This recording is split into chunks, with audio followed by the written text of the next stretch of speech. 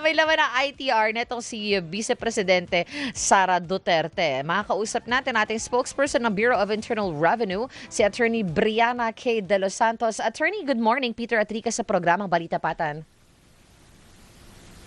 Good morning po, Ma'am Rita, and good morning po, Sir Peter, and all the listeners of BGMM. Worldwide po. Thank you very much, Attorney. Ang ganda-ganda na nung takbo nung Justice Committee hearing eh. Sunod-sunod, tapos biglang karoon ng biglang nabitin nung bandang huli. Nagkapituloy ako eh.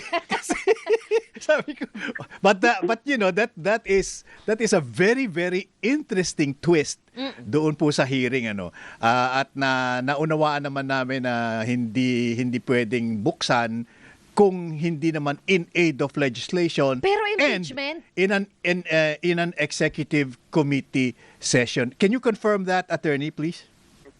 Yes po, Sir Peter, because meron po tayong Section 270 under the tax code which prohibits po the divulgence of confidential information of our taxpayers. Pero protektahan po ng batas ang mga karapatan ng ating taxpayers sa kanilang mga tax records. So, hindi po covered yan, ma'am, nung mga sinasabi natin. Kahit kasi, di ba, yung SALN pwede nating tignan. Dahil impeachment naman ito. So, merong exception yung impeachment. Hindi po kasama yung impeachment doon sa code ng BIR. Yun nga po, ang impeachment proceedings kasi, ang hindi po siya nakasama as an exception to the rule on Section 270. Opo, pero napakahalaga din po ng kanilang mga pinag-uusapan ngayon, ma'am. So, how are we gonna open or anong circumstance po ang kailangan natin gawin para mabuksan ito? Pwede po bang i-request ang impeachment committee ang Justice Committee para mabuksan nga po itong mga ITR ni VP Sara? Yun nga po ang nakikita lang namin na exception. Yun yung Section 20. Kaya lang, ang Section 20, sinasabi naman na it can only be furnished to the Committee on Justice if it is in aid of legislation and it is sitting in executive session. So, wala po kasing nasabi na kasama yung impeachment. Kaya yun rin po. You are also limited by law. Attorney B. Wow, close kami. Ate B? Ate B? Sorry. Ako po amused kasi parang parang chess game yung ginawa po ng BIR eh. Nag-submit kayo ng mga sinubpina ng mga dokumento pero nilagay nyo naman sa box at pinuluputan ninyo ng katakot-takot na masking tape. Sinadya po ba ninyo yon? Yes po, kasi kailangan naman po talaga namin mag-submit because there is a subpoena that was served to the BIR. However po, yun nga po, on our transmittal po with the Committee on Justice, sinabi namin, we can only submit this document if we comply the requirements under Section 20. So yun po na it is in executive session. Parang ang mensahe po doon nung nilagyan po ninyo ng mga 2 kilong masking tape, we're complying but you wait. open this box on your own risk. Parang ganun po eh. Hindi naman po sa ganon. We are just showing our willingness that we comply, Opo. but we are just limited by law. Wait lang, mama. Opo. Para lang po malinaw. In aid of legislation, and or po ba yan, yung executive session? Pwede po bang impeachment? Pero kung mag-executive session ang House Justice Committee just to be able to open the box, maari po ba yan? Or dapat po ba na in aid of legislation lamang yung executive session? Kasi kung titingnan mo po ang provisions ni Section 20, upon request of Congress and in aid of legislation. And ayun nga po, ang sa provided clause niya, only when sitting in executive session. Ayun. Pero if just in case meron kayong information relative to what I'm gonna say, ibig bang sabihin yung AMLAC ay walang prohibition na kagaya ng ini-invoke ng BIR ngayon? Kasi po, nung part naman sa discussion on the committee hearing, sinabi naman po na wala ganong exemption si Anti-Money Laundering Council. But kami naman po, that since we are governed by the tax code, specific po kasi ang prohibition ni tax code. Opo. And impeachment is not one of those exceptions. Yes po, Sir Peter. Which brings me to the question ng isa sa mga Justice Committee members, ano? Are you saying then na not even the senators can compel you to open the box in the impeachment trial sa Senado?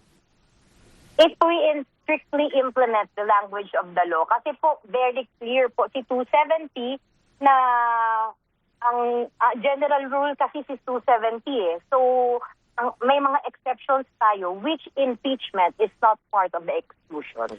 Precisely. So you're actually saying now, ma'am, na kahit na pumunta pa sa Senado yung impeachment trial na yan, hindi namin bubuksan yan.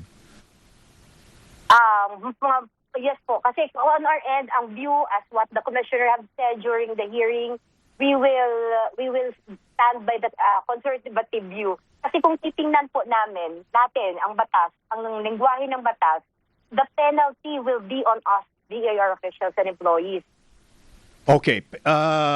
Matindi po yung yung statement na po na yon kasi ito na yung pinakahuling question siguro, what will compel the BIR to open the box and release the ITR documents therein?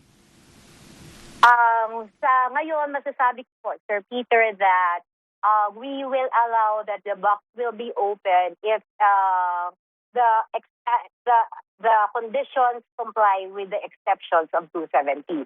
So yun po, basta po makomply lang po ang requirement ng law, we are okay. Kasi po we also have to make sure that yun nga po, we are within the bounds of the law. Opo. Ma'am, tinitinan po kasi natin ang mga financial records para makita yun pong mga pera na pumapasok sa isang transaksyon, account ng isang tao. Napaka-glaring po kasi ng differences ng figures ng mga declared sa SALN versus yung mga figures na isinumbong ng banks doon sa AMLA na mga transactions na gumagalaw doon sa account ng Vice Presidente at yun nga po yung BIR documents po sana ang pangtahi natin dito, ma'am, no? It's very important for us to see this. Ang question ko po is, even if there is that big of a reason, napakabigat na rason kung bakit kailangan natin buksan ang dokumentong ito, bakit po ba hindi pwedeng ipakita o malaman ang tax records ng isang individual? Yun po nga po, naiintindihan po namin the public interest at stake in this. But yun nga po, ito nga po, parang kung iisipin mo, ito na nga yung in aid of legislation on the law which prohibits rin. Kasi di ba, kung titingnan mo, ang law rin po ang nagtigil sa amin. Yun nga, kailangan rin namin balansehin the taxpayers' life, the public interest, and our duty as revenuers or their task to collect taxes and to protect these rights of taxpayers na binigay rin po ng batas. Ayan. But we appreciate the fact na you went out of your way to explain that, attorney. Maraming salamat po. Pero this actually puts a lot of spice in the hearing ng Gusto kong buksan eh. Kaya ako gumawa ng cutter eh. Oo, ito po ay magiging iconic box ito eh. Kagaya nung iconic envelope na binuksan doon sa... Opo. But we understand where you're coming from. And I think there will be some kind of legal challenge pretty soon para malaman kung they can legally open it or they have to wait for the Senate hearing.